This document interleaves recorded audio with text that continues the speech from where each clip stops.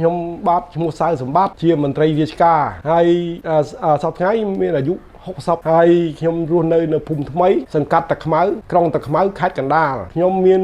ជំងឺប្រចាំកាយមួយគឺបញ្ហាខ្ញុំមានជំងឺទំនោរផ្អែមហើយបញ្ហានោះវាតាក់ទងនឹងបញ្ហាឈឺសាច់ដុំសន្លាក់ជង្គង់ហើយនឹងបាតក្តៅបាតដៃបាតជើងហើយពេលនោះខ្ញុំនិយាយចំនិយាយពិតប្រកបមែនទេគឺខ្ញុំឈឺសាច់ដុំនេះឈឺអាក្នុងឆ្អឹងនឹងឲ្យកូនខ្ញុំច្របាច់យកកៅអៀយកថ្នាំរឹតចុះរឹតឡើងដេកកើតទិញថ្នាំពេទ្យហូបចុះហូបឡើងហត់ទៅបាត់ហើយដល់ថ្ងៃមួយខ្ញុំមើលតាមប្រព័ន្ធ Facebook ឃើញអ៊ំមួយគាត់នៅខេត្តដទៃគាត់អង្គុយលើហង្ទេគាត់ហូបគាត់និយាយមុនហូបគាត់មើលខ្ញុំមើលតាមប្រព័ន្ធ Facebook ឃើញគាត់មានជំងឺឈឺសាច់ដុំហ្នឹងគេថាចប់តាហ្នឹងមើលតាហ្នឹងហូបសាច់ដុំគាត់ថាហូបសាច់ដុំហើយគឺធ្វើដៃជើងគាត់ថាគាត់ក្រោយពីគាត់ហូបអស់ប្រហែលថ្ងៃហើយ 4-5 ថ្ងៃហ្នឹងគាត់ហូបបាត់ឈឺវាចូលជំងឺរបស់ខ្ញុំក៏មានចំណាប់អារម្មណ៍មិនតន់ច្បាស់ថាទិញទេដល់ឃើញបងស្រីមួយទៀតគាត់អង្គុយគាត់និយាយថាគាត់មានឈឺអាសាច់ដុំឈឺសន្លាក់ហ្នឹងហើយគាត់អត់ចង់ហ៊ានទិញទេគាត់ខ្លាចខ្មាស់គេគាត់មានកូនស្រីមួយកូនស្រីគាត់លួចហូបដល់គាត់ហូបទៅគាត់ថាគ្រាន់បើហើយខ្ញុំដល់ចាប់ដើមមានអញ្ចឹងគឺខ្ញុំមានអារម្មណ៍មួយគឺថាខ្ញុំនឹងទិញអាហ្នឹងទិញនឹងមកហូបក្នុងមួយប្រអប់មាន3ប្រទះតែក្នុងនោះគ្រូពេទ្យនេះដែលប្រចាំក្រុមហ៊ុនប្រាប់ឲ្យខ្ញុំហូប2គ្រាប់ក្នុងថ្ងៃតែខ្ញុំឈឺខ្លាំងពេកអូនទ្រពមិនបានយប់ពេលយប់ដេកហ្នឹងដេកទ្រពបានខ្ញុំហូបមួយថ្ងៃ3ដងព្រឹកម្ដងថ្ងៃត្រង់ម្ដងងាយម្ដងគ្រាន់តែហូបក្នុងរយៈពេល3ថ្ងៃអាសាច់ដុំខ្ញុំនេះដែលឆ្អឹងនៅក្នុងហ្នឹងហើយដៃខ្ញុំលេងអីដូចអញ្ចឹងខ្ញុំមានអារម្មណ៍មួយថាអញត្រូវខ្ញុំហូបអស់មកប្រអប់ខ្ញុំបន្ថយក្នុង2គ្រាប់ដល់ឥឡូវខ្ញុំធម្មតាសេចដុំខ្ញុំហាត់ប្រានអីធម្មតាអស់ហើយលែងមានមិនថាជាដាច់មិនតាន់ដាច់យើងមានណាជំងឺយើងវាយូរដូច្នេះខ្ញុំថា80ទៅ90%គឺខ្ញុំអាចធ្វើសកម្មភាពបានដូចវិញហើយបញ្ហាគឺធម្មតាវិញអូនណាវាលែងអីវិញលែងដូចមុន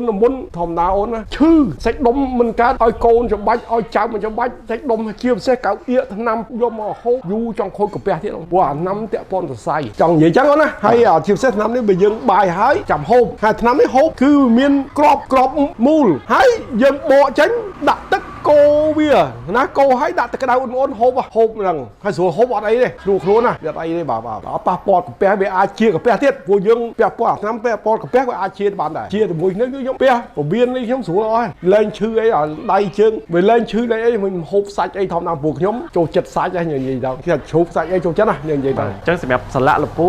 ដៃជើ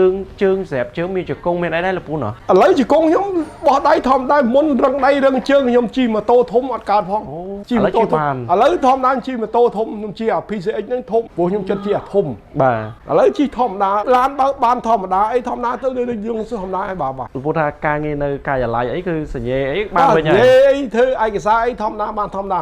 ដូចលេងអីយើងដៃជើងដបទឹកសុទ្ធមូលហូបលេងកើតឥឡូវហូបកើតអីធម្មតាមូលអីធម្មតាបានហ្នឹងអស់មុនប្រើដៃពិបាកដបទឹកសុទ្ធឲ្យកូនទៅឲ្យកូនចៅហ្នឹងឯងជួយមូលអីផងដបទឹកសុទ្ធដែលហូបមូលលេងកើតកម្លាំងដៃវាលេងមានកម្លាំងដៃហោះវិញដៃយើងខ្ញុំប្រើអាសាច់ដុំអាចាក់កចាប់ដើម្បីជួយសាច់ដុំមុនថានឹងនៅឈឺខ្លាំងឡើងដល់ហូបថ្នាំទៅលេងអីទាំងអស់មកលើលេងធម្មតាបាទអញ្ចឹងសរុបការឈឺសន្លាក់របស់លពូកាលហ្នឹងឈឺរយៈពេលប្រហែលដែរលពូកាលក្នុងការឈឺហ្នឹងឈឺយូរដែរអូនឈឺយូរមុនហូបហ្នឹងរកថ្នាំទៅហូបអស់ហើយគេថាជាអាស៊ីតទៅមើលអាស៊ីតផឹកថ្នាំផឹកចុះផលឡើងដែលខ្ញុំចំណាប់អារម្មណ៍គឺខាងគេអ្នកប្រើប្រាស់មុនបងប្អូនប្រជាពលរដ្ឋយើងណាដែលមានជំងឺដូចខ្ញុំប្រចាំកាយដូចឈឺដូចខ្ញុំហូបទៅអត់ខុសបំណងទេមួយទៀតលពូដូចជាមានជំងឺប្រចាំកាយក្រៅពីសន្លាក់ដែរលពូណាក្រៅពីសន្លាក់ខ្ញុំមានកាពះបណ្ដោយកាពះពវៀនខ្ញុំហ្នឹងចង់និយាយហ្នឹងឥឡូវដូចលេងអីព្រោះអាកាពះវៀនវាចុកចង់ដង្ហើមបាទតែឥឡូវវាលេងដូចធម្មតាហូបទៅបាត់ទាំងអស់លេងធ្វើទុកអីទាំងអស់ឥឡូវបាទជាតិស្ករលពូតែនំផ្អែមខ្ញុំនិយាយទៅនំផ្អែមហ្នឹងគឺចំតួហ្នឹងខ្ញុំនិយាយហ្នឹងខ្ញុំតាំង2018ទៅនំផ្អែម2018 A1C ខ្ញុំមានជំងឺទឹកផ្អែម2018ខ្ញុំវាយមាត់វាយភ្នែកខ្ញុំទៅដល់ថៃមកវិញទៅថៃ3ដងមកវិញខ្ញុំនៅវាយមាត់ណាឥឡូវខ្ញុំជាភាសាខ្ញុំទៅផឹកម្ដងទៀតលើសដើមទៅ2020ប៊ីសនឹងងាប់ខ្ញុំនិយាយប៊ីសងាប់ឥឡូវសុខភាពខ្ញុំ A1C ខ្ញុំមក 5.6 ធម្មតាវាចូលនិយាយថាដកម៉ាល់លេខអីខ្ញុំលេខអាទំនុំផ្អែមខ្ញុំលេខខ្លាចហើយពួកខ្លាចវិញអាជំងឺនេះអាឈឺហ្នឹងទំនុំផ្អែមខ្ញុំក៏ប្រងបានតែឈឺគឺអាស្លាក់ដៃត្រកបាត់មិនស្រួលអូនអាឈឺក្នុងបាក់ដេកឈឺសាច់ដុំក្នុងមិនដឹងឈឺអាសាច់ដុំឈឺឆ្អឹងអានេះដែលខ្ញុំយល់ណាឈឺក្នុងឆ្អឹងមិនមែនសាច់ដុំទិញកៅអៀអាថ្លៃគេខ្ញុំមកបិទនៅអត់បាត់បិទបាត់ជើងបាត់ដៃនោះអត់បាត់ខ្ញុំទិញហើយតែបើ thở này mình nhưng từ tua có trong vậy mình thàโฆษณา ai cầm hôn ấy đấyคือខ្ញុំtừ tua ta thà បងប្អូនប្រជាជនខ្មែរដែលអត់លុយកាក់អីណាអាចសំទិញទៅលោមើលបើឈឺខ្លាំង3គ្រាប់ដូចខ្ញុំធានាយ៉ាងច្រើនអត់3ប្រអប់ទេយ៉ាងច្រើន3ប្រអប់តែមួយប្រអប់ហ្នឹងគឺអន់ចាប់ដើមអន់ហើយណាហើយប្រអប់ទី2ទៅដាក់តែ2គ្រាប់បានហើយណាចង់និយាយចឹងណា2គ្រាប់ទៅយើងជាយើងថប់ទៅបើយើងមានលទ្ធភាពចេះដាក់ទៅហើយសម្រាប់ថ្ងៃនេះលោកពូមានសារអីជាសារចុងក្រោយសម្រាប់ពុកម៉ែបងប្អូនយើងដែលមានអាការៈដូចលោកពូដែរជាចុងក្រោយខ្ញុំសូមផ្ដាំផ្ញើដល់បងប្អូនប្រជាពលរដ្ឋទូទាំងប្រទេសដែលមានអាការៈដូចខ្ញុំឈឺសាច់ដុំឈឺសន្លាក់ដៃជើងជង្គង់